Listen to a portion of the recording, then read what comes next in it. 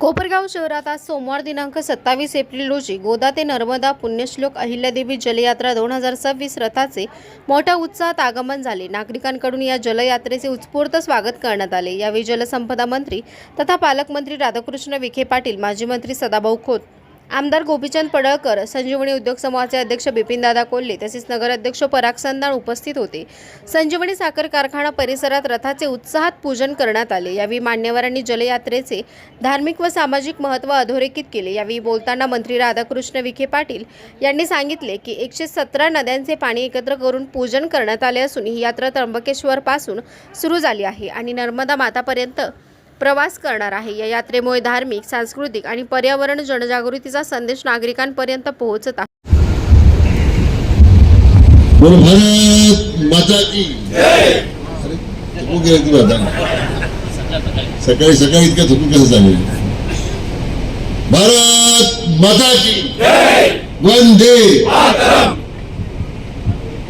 आपल्या सर्वांचं आराध्य दैवत छत्रपती शिवाजी महाराजांच्या अमर स्मृतीला मी प्रथमतः अभिवादन करतो।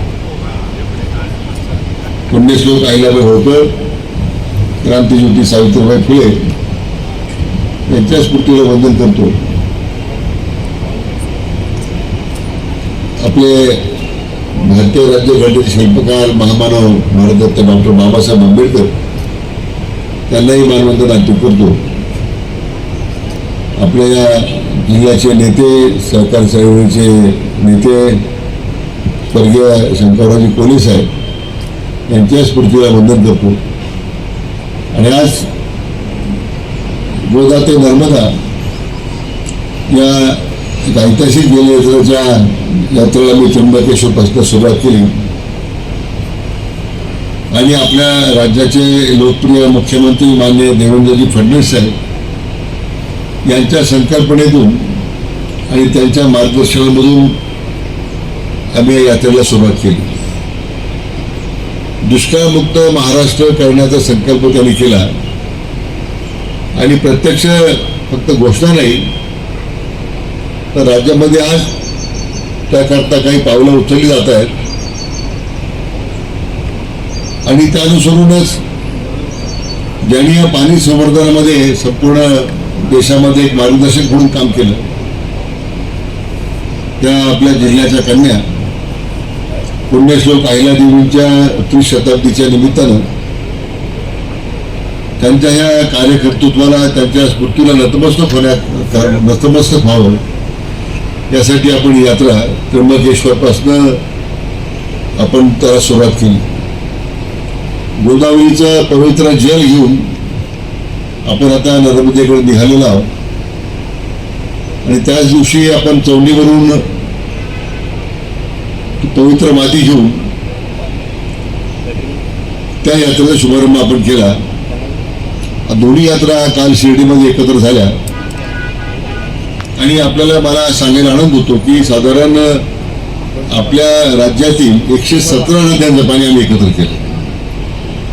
कोकणापासून गडचिरोलीपासून तर खाली सिंधुदुर्गपर्यंत 117 नद्यांच्या पाण्याचं त्या ठिकाणी पूजन करून आपल्या तिथे मंत्री असतील, आपले आमदार मोदी असतील, खासदार असतील, हे पहिल्यांदा असं घडलं की 117 नद्यांचा जल आपण आता कलश घेऊन आलो आपण शिर्डीला आणि ते एकत्रपणे त्याचं विसर्जन आपण नर्मदेमध्ये करणार आहोत।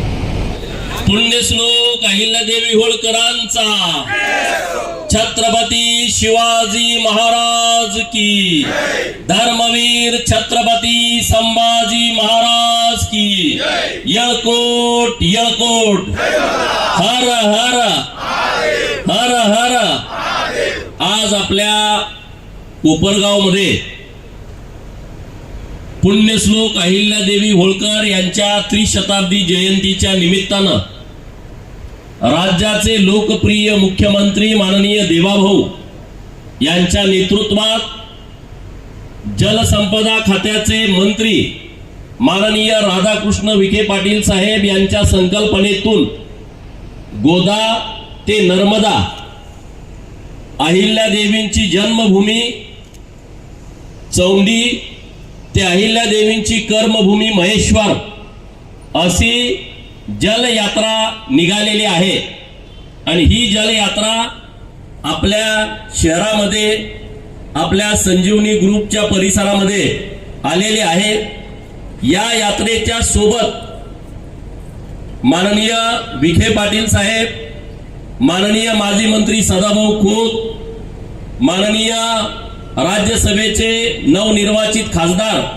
माननीय वडकुते साहेब, या संजीवनी ग्रुपचे प्रमुख माननीय कोल्हे साहेब, आपल्या शहराचे नगराध्यक्ष आणि तुम्ही सर्वजण हजारोच्या संख्येनं जल यात्रेचं स्वागत करण्यासाठी उपस्थित असणारी वडीलधारी मंडळी, युवा मित्र आणि माता भगिनीनो, आपण आपल्या आदर्शांना मानतो। आपले आदर्श छत्रपती शिवाजी महाराज आहेत, धर्मवीर छत्रपती संभाजी महाराज आहेत, पुण्यश्लोक अहिल्यादेवी होळकर, डॉक्टर बाबासाहेब आंबेडकर, महात्मा ज्योतिबा फुले, सावित्रीबाई फुले, असे सगळे आपले आदर्श आहेत आणि आपण त्यांच्या विचारावरतीच काम करत असतो। पुण्यश्लोक अहिल्यादेवींचा जन्म आपल्या अहिल्यानगरचा आहे, चौंडीचा आहे आणि याचा सार्थ अभिमान महाराष्ट्रातील तमाम जनतेला आहे। एक महिला असताना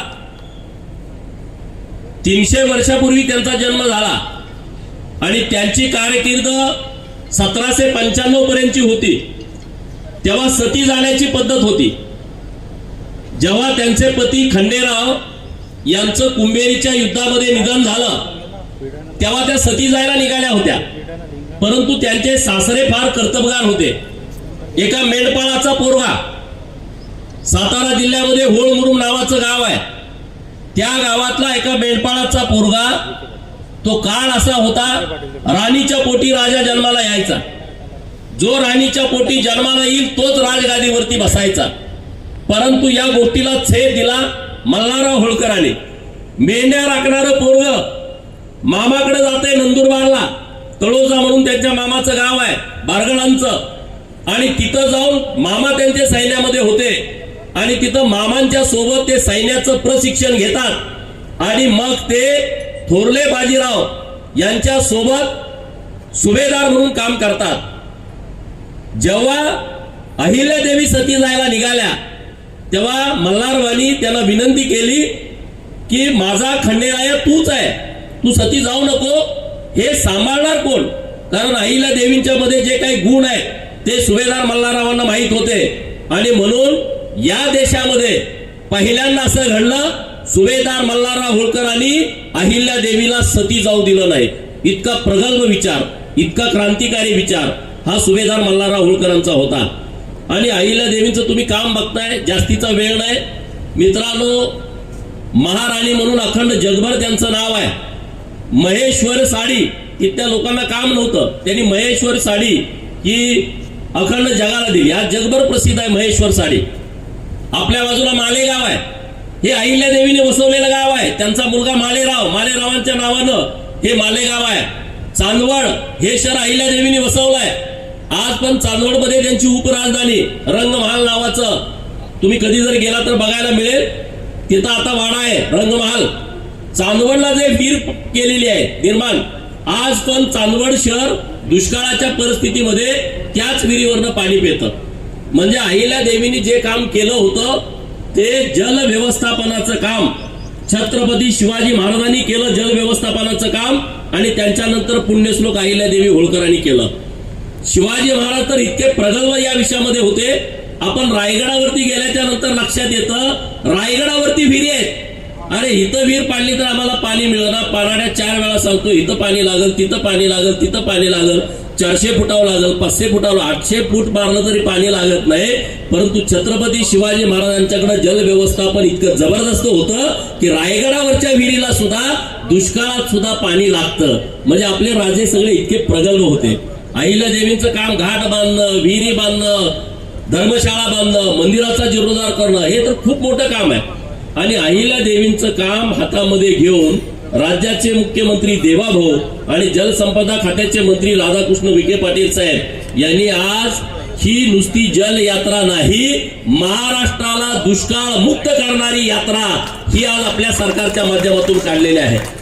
खरं पाहिलं तर मला वाटतं की हे शासनाने आणि माननीय नामदार राधाकृष्ण विखे पाटलांनी जशी त्या ठिकाणी नर्मदा परिक्रमा आपण त्या ठिकाणी करतो की जी जवळजवळ 100 दिवस चालते, 100 ते 110 दिवसाची पायी पदयात्रा त्या ठिकाणी असते, ज्याचं पुण्य त्या ठिकाणी आपल्याला मिळत असतं.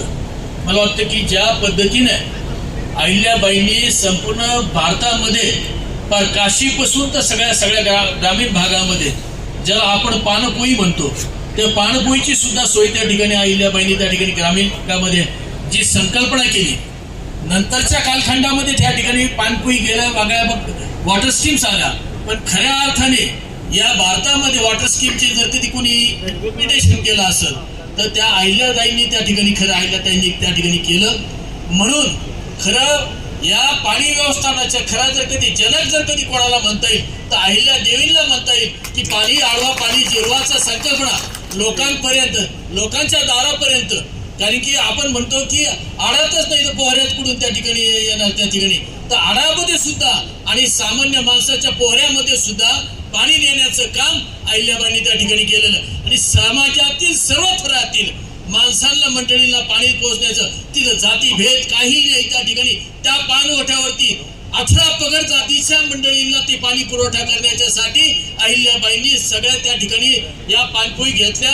त्याचबरोबर आड बांधले आणि घाट सुद्धा बांधलेले. आज आपण पाहतो की त्या घाटावरती म्हणजे पिण्या सुरुवातीपासून माणूस जन्माला आल्यापासून पिण्याच्या पाण्याची सोय, तर माणूस जाताना ज्या घाटावरती जात असतो त्या घाटावरची सुद्धा सोय अहिल्याबाईंनी त्या ठिकाणी केल्या. अशा थोर अहिल्याबाईच्या नावाने ही जल यात्रा दिंडी राधाकृष्ण विखे पाटलांनी काढली आहे. त्याबद्दल त्यांचं मी मनपूर्वक कौतुक करतो की खऱ्या अर्थाने आमचे नेते आहेत. ते खरं आमचे नेते हसायला लागले, पण ते आमचे नेते म्हटलं आहेत आमचे नेते, पण ते मानत नाही आमचे नेते आहे. आमचे नेते आहेत, मी मान्य करतो, पण आमचे नेते आहेत. पण ह्या सगळ्या गोष्टीला आपण पाहतो की एक चांगला त्या ठिकाणी त्यांनी संकल्प घेतला.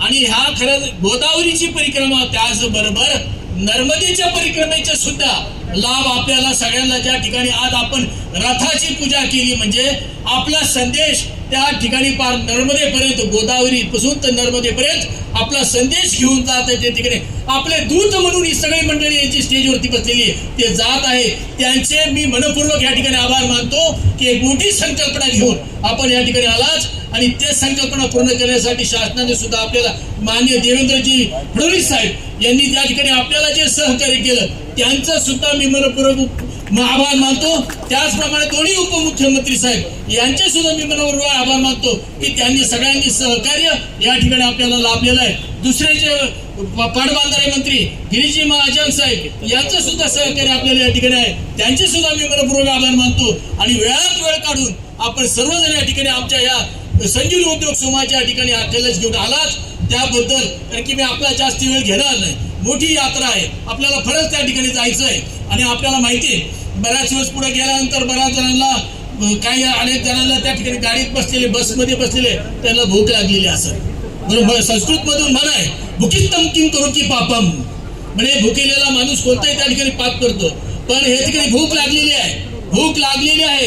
अहिल्याबाईचा हा कलश घेऊन आम्ही नर्मदेच्या तटावरती कधी जातो याची भूक या सगळ्यांना 25-25 मधल्या लोकांना या ठिकाणी लागली. आणि म्हणून ह्या सगळ्यांना जी भूक लागलेली की नर्मदेच्या आपण तटावरती जाऊन हा कलश कधी घेऊन जातो, अहिल्यादेवींचं त्या ठिकाणी नतमस्तक त्या ठिकाणी काय होतो ही संधी आपण सगळ्यांनी त्या ठिकाणी दिली आहे. त्यामुळं अहिल्याबाईंच्या चरणी नतमस्तक होऊन आपल्या ह्या कार्यात शुभेच्छा देऊन माझ्या शब्दांना मी या ठिकाणी विराम देतो.